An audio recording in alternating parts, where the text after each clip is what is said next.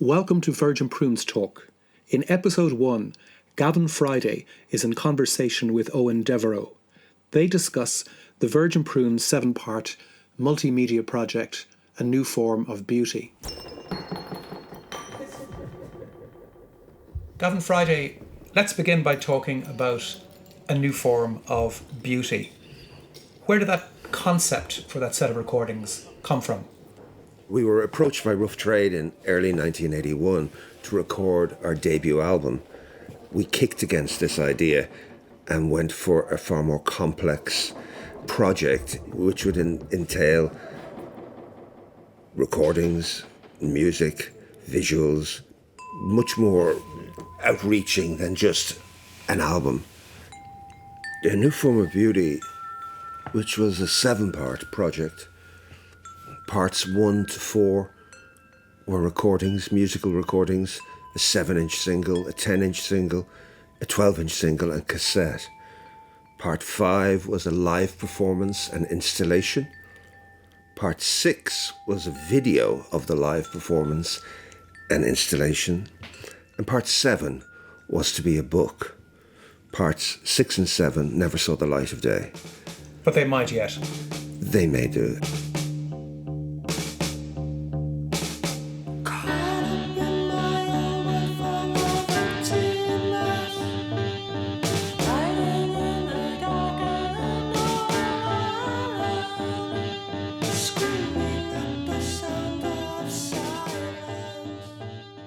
We had written the song Sandpaper Lullaby, I think in late 79, early 80.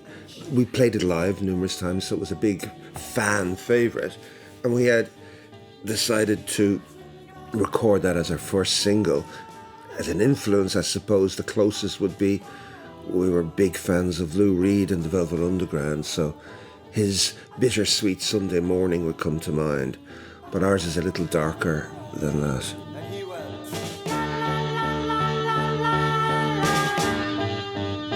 She cried out.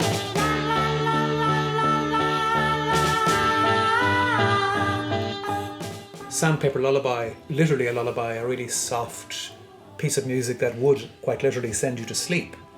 And then I contrast that then with the brutality, the violence of Come to Daddy. Mm-hmm. They have been described collectively as being audacious, as being examples of outsider art. Are they labels that you would accept for A New Form of Beauty? Yes, I suppose I would. This day seems so long. We tended to kick against the pricks when it came to labelling anything. We never liked labels. We never liked even calling ourselves punk, or we always rejected the name goth. But that was just the stance back then. We really thought we were trying to make something completely unique and new. We wanted to go where we thought no man had gone before. Time and time again, time and time I hear a call. I was a 20-year-old, going on 21-year-old. We never really planned things. We didn't have a big agenda. We always had this line I used to say, we're making things up as we go along, but we know exactly what we're doing. And yes, we did think of huge contrasts.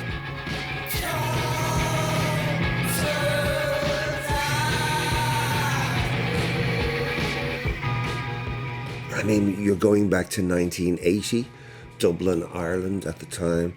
It was a very sexist and heavy, harsh world.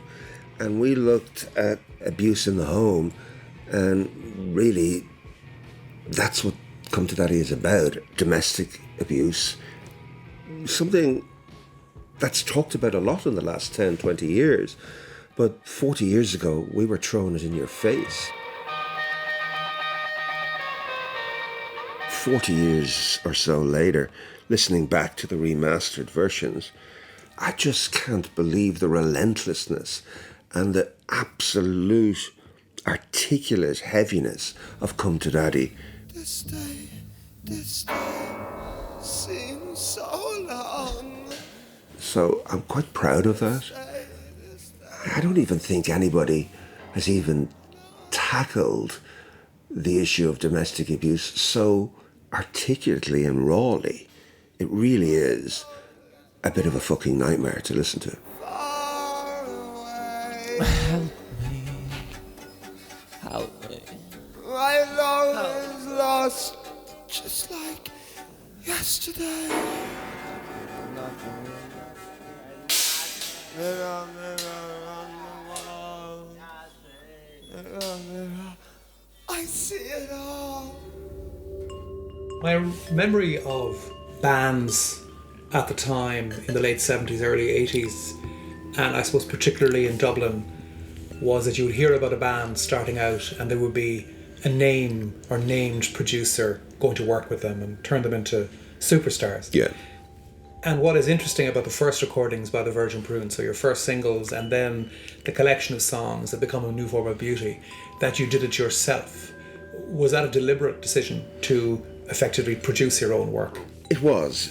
It was just almost like our politic. We took the post-punk DIY, do-it-yourself philosophy very, very seriously, sometimes to your own detriment, but it was a huge learning curve as well, an adventure for us. Go to sleep and say goodnight.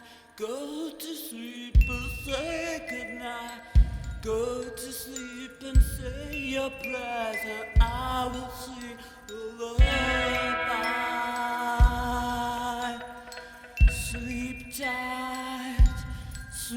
tight tonight. Sandpaper Lullaby and Sleep Fantasy Dreams were recorded in Berry Street in London, but the rest, the 10-inch Come to Daddy and the 12-inch The Beast, were recorded in a place on Essex Street we called The Beautiful House, which was basically our HQ. And was this a place that you squatted in? Basically, yeah. We didn't live there all the time, but a lot of the time we did, especially weekends where we would sleep over and stay up all night recording. The river is dry. You go up the hill and you never come back. And the fantasy dream. We used to write blindly. When I say blindly, I would say a task would be strongman, Dick, Mary, come up with a drum pattern, come up with a bass line, a guitar hook, but don't tell each other. And we just glue them all together. And I had this melody and lyric, and we just glue it all together. So it was quite almost like the Burroughs cut-up thing, but we were actually doing it with our own instruments rather than writing lyrics. So it was always a very diplomatic, six-way thing. You're the clown in the circus.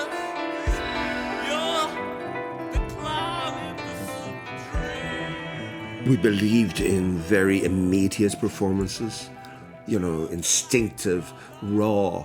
I always liked hearing the spit in the mix almost on the vocal.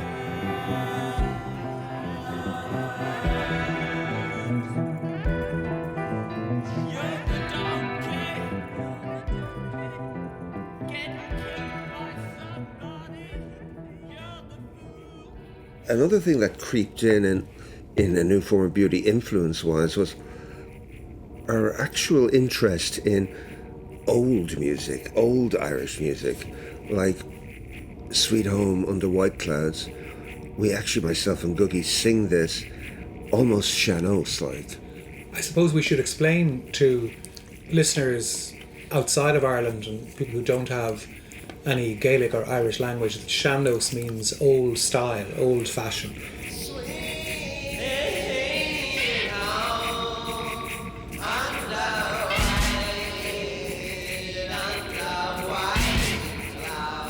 When you actually go back to old Irish music and Sean-Os, the Irish are the original Druids, the original pagans, and all of these things brought us back to the primitive before expression got heady and fucked up. And a big touchstone for me visually was the book and the film Lord of the Flies. So the Sean-Os, Sweet Home Under White Clouds, and that primitive imagery That was really just developing, that became far more prominent in our work.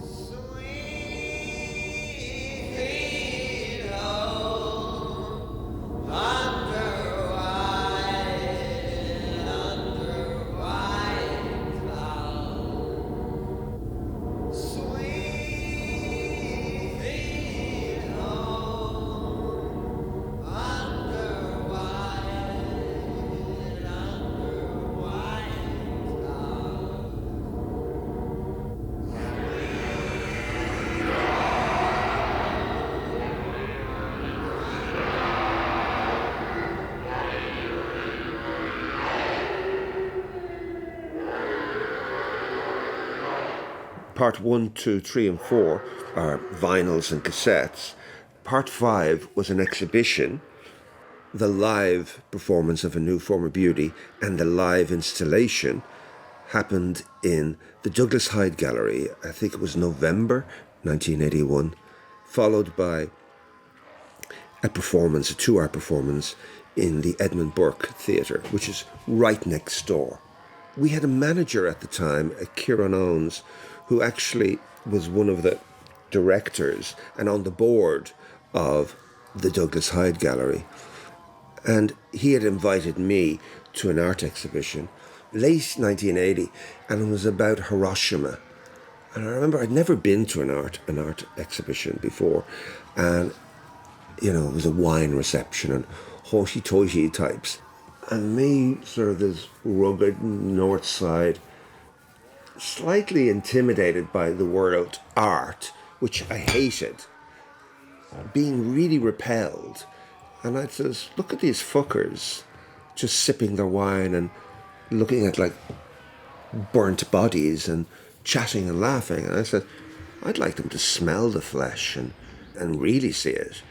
I says, why don't we do an exhibition with some installations and actually make them really feel it, make them hear it. Let's lock them into the gallery for 2 hours and see how they feel about it.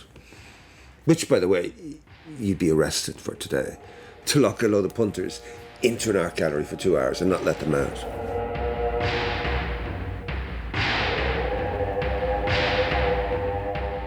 The New Form of Beauty installation, we took quite serious and mundane things and blew them up to show the beauty and the ugliness.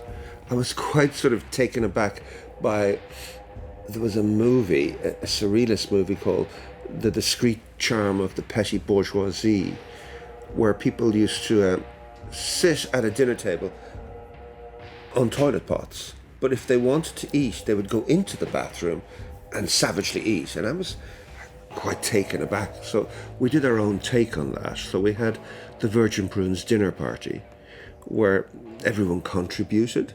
So there was urine and shit, courtesy of each band member. There were pieces that dealt with basically our anger at the Catholic Church. I mean, you're talking of an age where divorce was illegal, contraception, you needed a prescription to get a condom, homosexuality was illegal, abortion was illegal. Basically everything was fucking illegal. Even books and records were banned. So there was an awful lot to get angry about.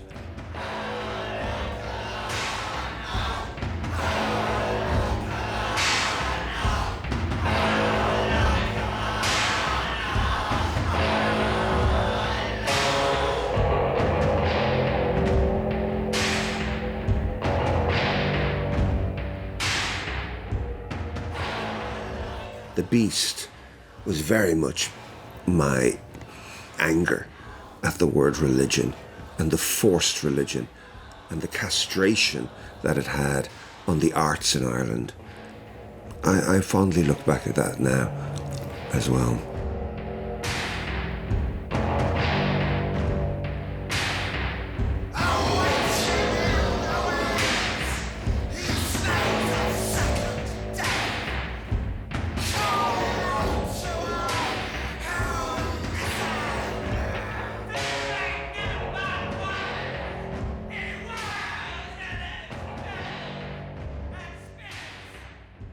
The concept of beauty was something I think that many of these recordings and these performances interrogated. So what was the thinking of the band at the time about that very concept of beauty? We tended to look at the world differently, or had that as one of our philosophies of Virgin Prunes, was to look at things differently. Even the name Virgin Prunes, it was a nickname we had for people that were different or outsiders or people that were seen as strange. But when you actually got to know them or investigate these people, they weren't strange at all. They were actually quite interesting. And in our words, we put the word beauty, beautiful. Beautiful people was even the name of the collection of friends that the Virgin Prunes would hang out with or collaborate with, seeing the beauty in something that people wouldn't even think as beautiful.